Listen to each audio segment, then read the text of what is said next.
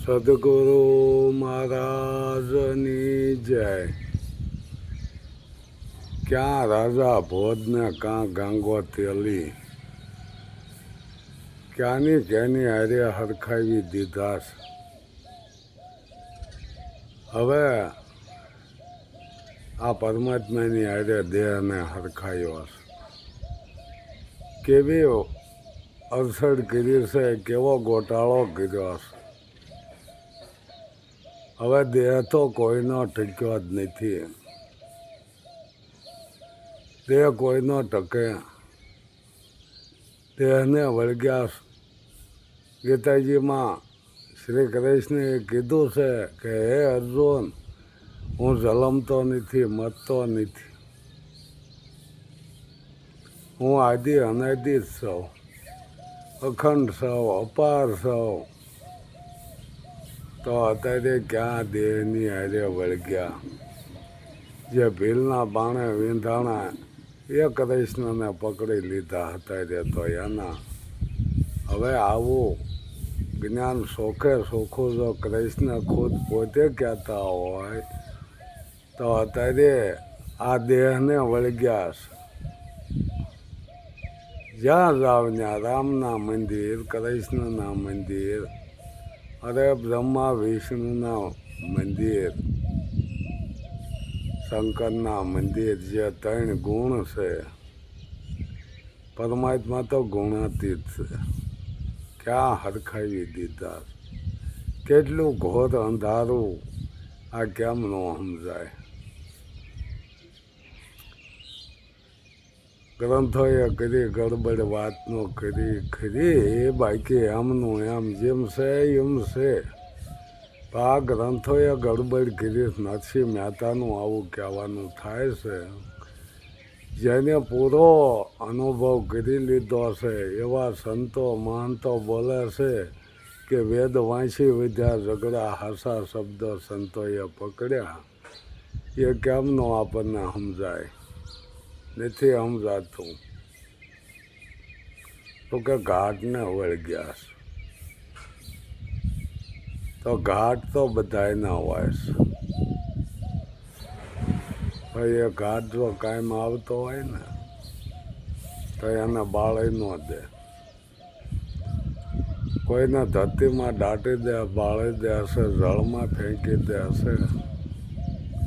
તો ઘાટ જ ઉપયોગી હોય તો એને હાચવી રાખે. આ વાત ન સમજાય.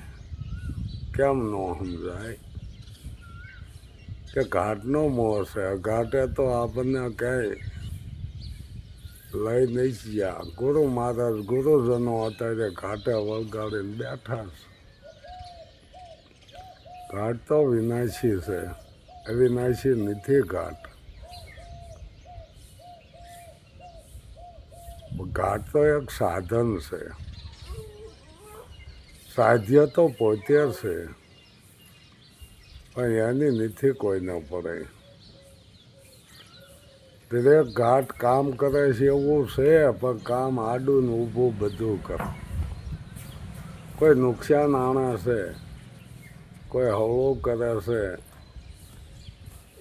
ઘાટ એક ઓલા ઘોડે કે ઘાટ જો આંકવા વાળો આખા રોડમાં આંકે જતો હોય તો ભટકાય, અકસ્માત થાય. તો પોતાના મશીનને પોતાની સાઈડમાં રાખવું જોઈએ. જ્યાં ત્યાં નથી હંકાતું એટલું તો ધ્યાન પડે ને. કે આખા રોડ માથે જો આ વાહન હાંકે, આ ઘાટને હાંકે તો ગમે એ અકસ્માત થઈ જાય. પણ જો પોતાની સાઈડ હાંચવી લીધી હોય ને તો અકસ્માત નથી થતા, ઓછા થાય. શું કે જેને સાઈડનું ભાન છે એને જ આ મનુષ્ય દેહ સફળ કર્યો છે. પોતાની સાઈડનું જ ભાન નથી એ તો ગમે એ અથડાવાના. અને વહીનો ખોરાક તો ગમ ખાવો. તો જેને જેને ગમ ખાધી છે, ધીરજ રાખી છે, ધીરજના ફળ મીઠા. ઉતાવળે હો આંટા વળે કહેવાય છે ને કે ભૂલી જવાય, ઉતાવળમાં ભૂલી જવાય. પણ જરા ધીરજ રાખી હોય તો ગમ ખાધી હોય તો આપણને એનું ભાન થાય ને. કાંગા તેલીને રાજા ભોજ આજે હરખાવી દીધા એવું કાર્ય થયું છે. એટલે કહેવાય આપણે પડે છે કે ક્યાં ગાંગો તેલી અને કાં રાજા ભોજ. શું કે જ્યારે પડતી આવે છે ને ત્યાં એની ભાન આવે છે. જ્યારે પડતી આવે ત્યાં આનું પૂરેપૂરું ભાન આવે. નકા સુખમાં તો શકી જવાય છે. સુખ અને દુઃખ સાથે જ હોય છે. પણ હું ફરી જાય ત્યાં દુઃખ થઈ જાય છે. તો કે જ્યાં રામને ગાદીએ બેસાડવાના હતા અને વનવાસ મળી ગયો, એટલે બોલો કેટલી વાર ખાલી પનું જ ફરી ગયું. એમ ક્યારે કોનું પનું ફરી જાય એનું નક્કી નથી. કરોડપતિ રોડપતિ બની જાય, રોડપતિ કરોડપતિ બની જાય. સહેજ ભૂલના ખાતર આવું બને. આવું વિચારવા વાળા ઓછા. તો કે જે અહમ છે ને, રામ કૃષ્ણ ને રામ લક્ષ્મણ ને જાનકી જ્યારે આ પંચવટીમાં રહેતા, રામ રૂપી જ્ઞાન જો, લક્ષ્મણ રૂપી વૈરાગ જો.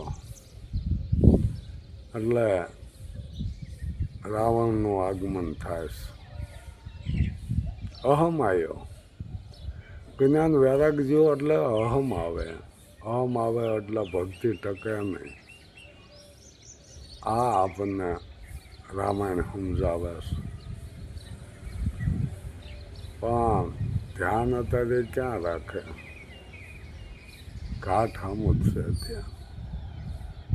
ઘાટ બરાબર છે, સાધન હોય તો કાર્ય બને બરાબર, પણ સાધનને કઈ રીતે વાપરવું.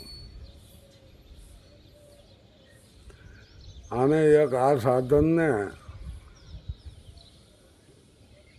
જો આપણે સાઈડ બારું કાઢશું ને તો ઉપાડી લઈશ. સાઈડમાં રાખો જો હોયની સાઈડ હવને આપી. ડાબી સાઈડ જ કેમ આપી? જમણી સાઈડ કેમ ન રાખી? બહુ સમજાય જેવી વાત કે ડાબી સાઈડમાં હાલવું એનો અર્થ શું થાય? જમણી સાઈડ નથી રાખી ક્યાંય, ગમે ના જાવ, નિયમ એક જ. પણ પહેલાં ઘોડા ગાડીઓ હતી. સાબુક ક્યાં હોય? જમણા હાથમાં હોય. ઘોડા હાંકતા ને ઘોડા ગાડીઓ, સાબુક જમણા હાથમાં હોય. અને જમણા હાથે ઝાડવા આવે. શું કે જમણો હાથ બાર વળે, સાબકો મારવા જાય ને તો ઝાડવામાં ભરાઈ જતો. ડાબી સાઈડમાં હાલે તો જમણો હાથ વસાળા રહી જાય. આ માટે ડાબી સાઈડ પસંદ કરીશ. પણ હવે અત્યારે તો એ કોઈ જાણે નહીં. જમણી સાઈડ નીચે કરી નાખ્યો હતો હાલવાની તો ક્યાં વાંધો હતો. પણ જમણી સાઈડમાં જમણા હાથમાં સાબુક હોય એટલે ઉપર ઝાડવામાં હલવાઈ જતો. મારવા જાય ઘોડાને સાબુક તો ઝાડવામાં ભરાઈ જતો. એમ ડાબી સાઈડ નીચે કરી છે. અને સર્વને ડાબી સાઈડે જ હાલવાનું થાય છે. ને સાબુક ભરાઈ જાય છે. ટાઈમે નહીં પૂગ્યું. એટલે આપણને તે અજ્ઞાન રૂપે ગુરુ મહારાજ જે સાબુ કાપે છે એ ક્યાંય ઝાડામાં ન હલવાઈ જાય એનું ધ્યાન રાખવાનું. જો આ જ્ઞાન કંઈક જ્ઞાન રૂપી આ સાબુ ઝાડામાં હલવાઈ ગયો તો ઘોડા નહીં હાલે. એટલે સમજવા જેવી તો વાત છે જ તે. તમતાર વિશ્વાસ નહીં કરવાનો, વિચાર કરવાનો. વિશ્વાસ તો કરવાનો જ નહીં, ક્યાંય નહીં કરવાનો. વિચાર કરવાનો તો પોતાનું નક્કી થાય છે. વિચાર કરશે પોતાને બોલવો હોય તો 100 વખત વિચાર કરવો જોવાશે કે મારું બોલેલું પડશે કે નહીં પડે. તો વિચાર કરીને બોલે ને તો જ પડે, તો જ એનું પાલન થાય. જેને ધીરજ કહેતી, ધીરજ રાખીને જે બોલાશે ને એના જ કામ સર્યા છે. ઉતાવળમાં તો 100 આટા વળે જાય. આ જ્ઞાન તો પોતાને સમજવાનું છે. સમજાવવા જેવું તો છે નહીં, પોતાને સમજવાનું. આટલા વેદો શાસ્ત્રો લખાણા એ નક્કી પોતાને કરવાનું. શું કે કોઈએ કદાચ લખી નાખ્યું હોય કે અગ્નિ ઠંડો હશે તો આપણે અડવી તે ખબર પડે કે ઠંડો છે ગરમ છે. એમ પોતાને નક્કી કરવાનું. પોતે નહીં નક્કી કરે ને ત્યાં સુધી એ અનુભવ જાગે નહીં. અને અનુભવ ન જાગે ત્યાં સુધી આ ધોરા રહેવાના. મેળા મંડપ બધું રહે છે, ભમવાનું રહે છે. તો કે આ મન રામ છે ને સકલ પસારાશ ફીરે જ રાખે. અહીંયા સારું છે, અહીંયા સારું છે, આમ ફરવામાં જિંદગી વહી જાય છે. આજ એને કમાવું છે એ કમાઈ લેશ, એવું કાંઈ નથી. ભક્તિની કમાણી જેને કરવી છે એને માયા તૂસ લાગે છે, એને માયા કસરો લાગે છે. એ આજનું મળત કાલનું ઉપાધિ નથી કરતા. આગળના સંતો આપણે જોયું ને, એના ઇતિહાસ જોયું ને તો આપણને નક્કી થઈ જાય કે આમને ભક્તિ જ કરી, ભેગું નહીં જ કર્યું. આમને ભજન કર્યું છે, અનુભવ કર્યો.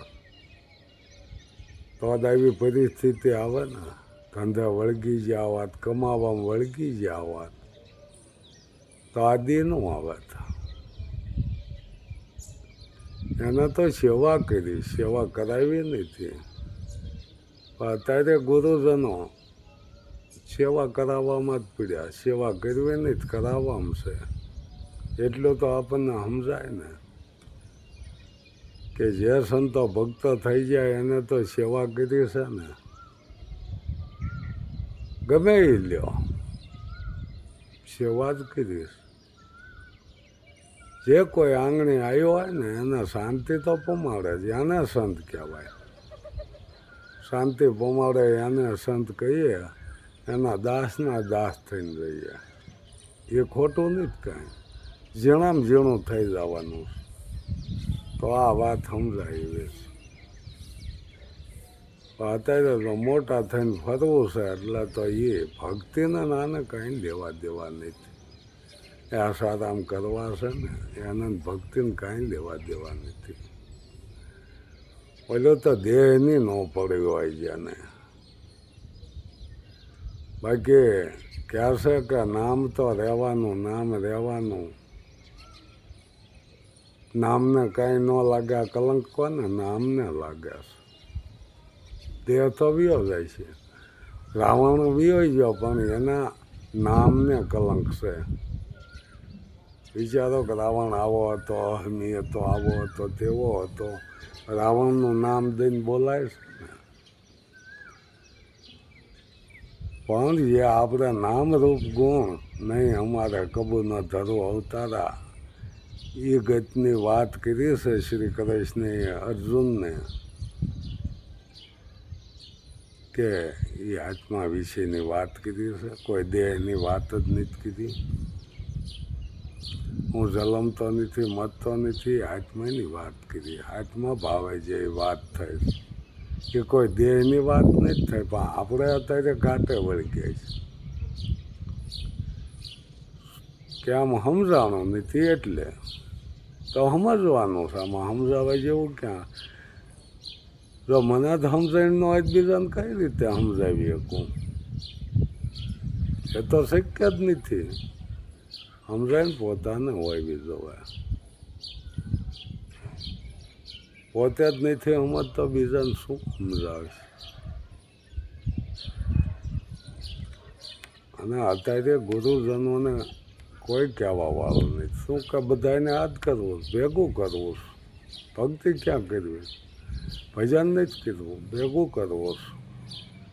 અને બધાને યાદ હોય કે મને ગુરુ મારા સાદર આપી દે એટલે આ ધંધો કરવો બહુ સારો હશે.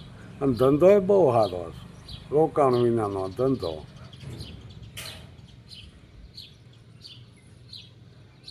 પાવડા મારે પેટ ભરાય, અનક્ષેત્ર નથી હાલતા. અને જેને અનક્ષેત્ર આંક્યા છે ને એને ખબર હોય. કોઈ જાતનું દાન નહીં લેવાનું, કે કઈ રીતે આંકતા માગીને આંક્યું છે. દરરોજ ટુકડો ઉઘરાવા જાવો, આ પરબની જ આપણે વાત લ્યો, અહીંયા કોઈ દાન નથી લેવાતું. એ દરરોજનો કરમ થઈ ગયો, રોલાઈ લઈને ફરી લેવાનો, 2-5 ગામ ફરી લેવાના. પછી ભલા મંજેલ 20-25 ગામની થઈ જાય. તો કે બગસરા સુધી બોલાય, બગસરા સુધી જેલા 10 ગૌ થાય. 10 આવતા ને 10 જાતા, 20 ગૌનો પંથ. એમાં બીજા ગામે લેવાના આવે ને, અડખા પડખાના હોય. એટલે જ કીધું છે ને કે મરું પણ માગું નહીં, મમ શરીર કે કાલ. મારા માટે જ માગું જ નહીં. પરમારથ કે કારણે મને માગતા આવે નહીં લાજ. આ તો પરમારથ માટે, બીજાના માટે માગ્યું, પોતાના માટે નથી માગ્યું. પોતે આ સારામાં નથી કર્યા. એ પરિસ્થિતિ કેવી? અત્યારે એના નામ માથે હાલે.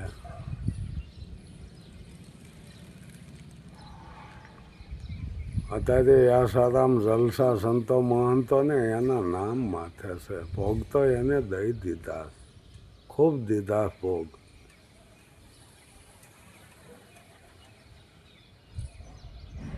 અત્યારે એ નથી, અશક્ય છે. અત્યારે નથી બને એવું. સુવિધા એટલી જ. દવાખાના થઈ જાય એ વખતે દવાખાના નહોતા. રક્તપીત રોગ નીકળે એટલે ફેંકી દેતા એટલે ક્યાંથી અમને એ કોની આમનો ધણી? તો જ્યાંના દુનિયા જાકારો દેતા ને એના સંતો આવકારો દેતા. એવાને ગોતીને લાવતા, એવાની સેવા કરતા.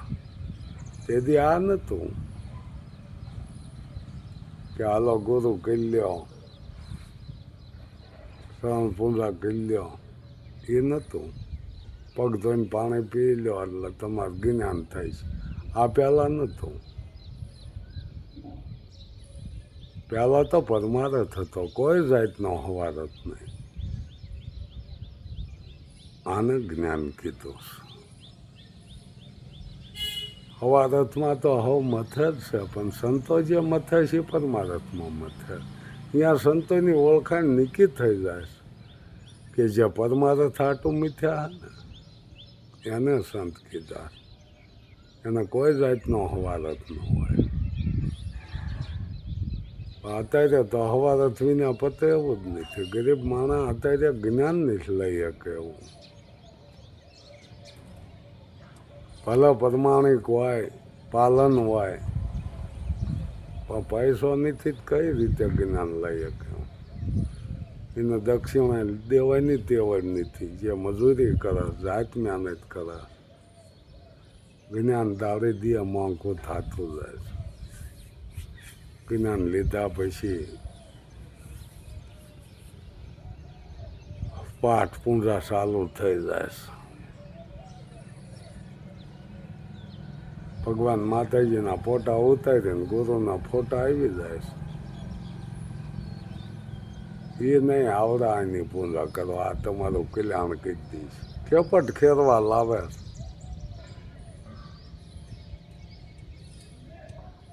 ફોટો વસ્તુ નકલ છે. નકલને અકલ નથી હોતી. મૂર્તિ નકલ છે. અસલ વસ્તુ તો આ બોલી રહ્યો એ છે. શ્વાસા બંધ થાય એટલે બધું બંધ થઈ જાય છે કે નહીં? હવે આને ઉપાડો. એટલે ભોજા બાપાએ કીધું આ જીવને શ્વાસ તણી શકાય પછી ઘરે ઘરમાં રાખે નહીં ભાઈ. આ શ્વાસા છે ને ત્યાં સુધી જ રાખે. કદાચ ભાળે નહીં તો હાસવે, બોલે નહીં તો હાસવે, સાંભળે નહીં તો હાસવે, પણ શ્વાસા બંધ થયા એટલે પૂરું. પછી કહી દે કે આને ઉપાડો. આ પોતાને નક્કી થાય છે કે આ કિંમત શાની છે, આધાર શાનો છે, અને બોલાય છે, સંભળાય છે, ભળાય છે શાના આધારે? એ પાવર કયો છે એને સમજવાનું. ઘણા ક્યાં છે કે બોલે એ બીજો નહીં, પરમાત્મા પોતે અજ્ઞાનીને આંધળો અળગોળીને ગોતે તો કે ગધાડાય બોલે. બોલે છે ને દરેક બોલે. બોલે છે એ નામ છે. નામ બોલે છે, નામ બોલાવે છે.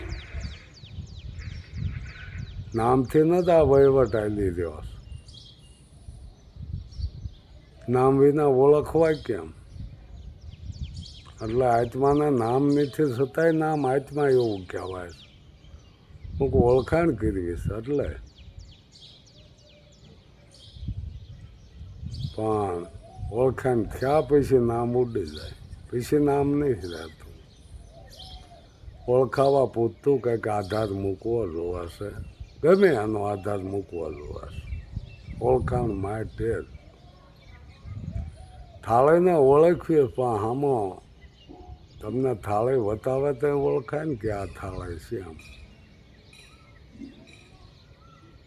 ગુરુ મહારાજ કાયમ પોપટને સલાહ દેતા કે બેટા બિલાડી આવે એટલે ઉડી જાય છે, એ ભક્ષણ કરી જાય. આવી વારે વારે શિખામણ દેતા. એમાં એકદમ બિલાડી આવીને પોપટના પીંછડા પકડ્યા, મેળ્યો રાડ્યો નાખવા. ગુરુ મહારાજ ધોળ્યા મુકાઈ દીધો. બેટા કેટલી સલાહ તને આપી, બિલાડી આવે એટલે ઉડી જાય છે. પણ કે ગુરુ મહારાજ બિલાડી વતાવીશ ક્યારે?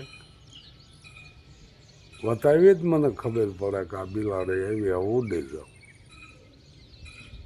એમ આ બધું ભૂલમાં રહી જાય છે. આત્માની ઓળખાણ તો પડી રહેશે, અને પૂંજા પાઠ દક્ષિણાયું માલ્યું જાય છે. આ દૈત્યન ક્યાં સુધી હાલે?